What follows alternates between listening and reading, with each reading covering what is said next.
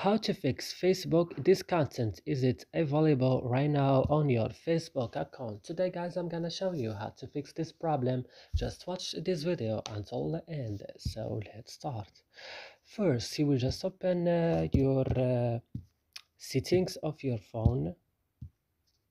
Then when your settings of your phone is opening, go to apps, and on apps search for Facebook, and when you found it, just open it like this, and then scroll down also the screen and go to storage and go to clear data to the bottom of the screen. Click on it and then click OK, and now your problem will fixed. So I hope this video is useful for you. Do not forget to like, also subscribe in our channel. See you in another video.